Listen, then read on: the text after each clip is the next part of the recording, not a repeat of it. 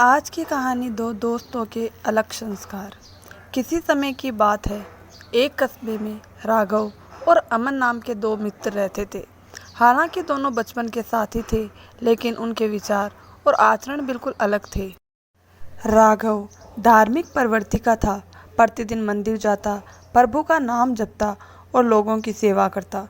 वह हर काम में सत्य और ईमानदारी को प्राथमिकता देता। अमन इसके विपरीत नास्तिक था। वह बुरी संगति में पड़ चुका था, नशा करता और राघव का मजाक उड़ाता रहता। अमन अक्सर कहता, राघव तू दिन रात भगवान का नाम लेता है, फिर भी तेरी जिंदगी में दुख ही दुख है। देख, मैं जिसे भगवान पर जरा भी भरोसा नहीं, कितना मजे से जी रहा हूँ। समय बीतता गया। राघव भी मन ही मन सोचने लगा, क्या सच में भगवान मेरी सुनते हैं? मैंने तो हमेशा अच्छे कर्म किए, फिर भी दुख क्यों झेलना पड़ता है।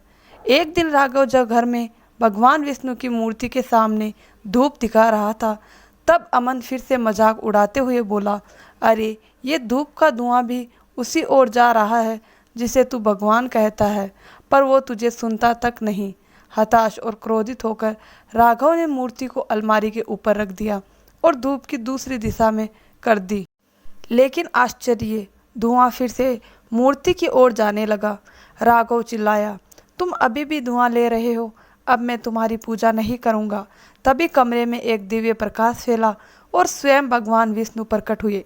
उन्होंने कहा, राघव आज पहली बार तूने मुझे अनुभव किया कि मैं सच में हूँ।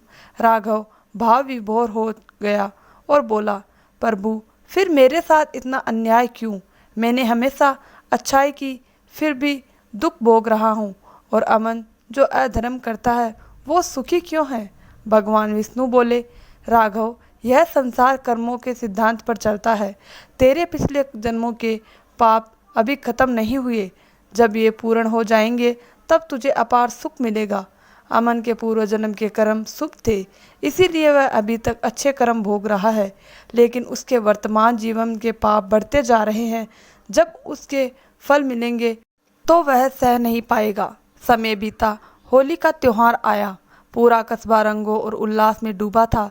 राघव अपने परिवार और सज्जन मित्रों के साथ प्रेम पूर्वक होली मना रहा था। वहीं अमन नशे में चूर होकर दोस्तों के साथ गाली गलौज और हुड़दंग मचा रहा था। नशे में धुत होकर उसने बाइक उठाई और तेज रफ्तार से गलियों में दौड़ने लगा। एक मोड़ पर बाइक फिसल गई और अमन बुरी तरह से गिर पड़ा। उसका सिर पत्थर से टकराया, हाथ पैर टूट गए और वह खून से लथपथ पड़ा रहा।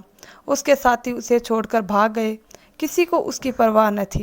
कस्बे वालों ने किसी तरह उसके घर वालों को सूचना दी। अस्पताल में डॉक्टर ने कहा, अब यह महीनों से बिस्तर पर रहेगा। अब अमन का जीवन एक अभिशाप बन चुका था। पहले जो दोस्त उसके साथ थे, अब वह अकेला पड़ गया। धीरे धीरे उसे एहसास होने लगा कि उसने जीवन में बड़ी भूल की है। वह राघव को याद करने लगा। एक दिन अमन ने राघव को बुलाकर रोते हुए कहा, मुझे क्षमा कर दो मित्र, तू सही था। भगवान सच में है और हर किसी को उसके कर्मों का फल देते हैं। राघव मुस्कुराया और बोला, भगवान सदा न्याय करते हैं मित्र, अभी भी देर नहीं हुई है। सच्चे मन से उनकी शरण में जाओ, वे तुम्हें भी स्वीकार करेंगे। उस दिन से अमन ने भी ईश्वर को मानना शुरू कर दिया और अपने जीवन को सुधारने का संकल्प लिया। दोस्तों, इस कहानी से हमें यह सीख मिलती है कि अच्छे कर्मों का फल देर से मिलता है, लेकिन निश्चयी रूप से मिलता है। बुरे कर्मों की सजा तय है। अधर्म और नशे का अंत बुरा होता है। भगवान का न्याय अटल है। सच्ची भक्ति और धैर्य ही जीवन का सबसे बड़ा सहारा है। सत्कर्म करते रहो, परिणाम अवश्य मिलेगा। भगवान के न्याय में देर हो सकती है, अंधेर नहीं।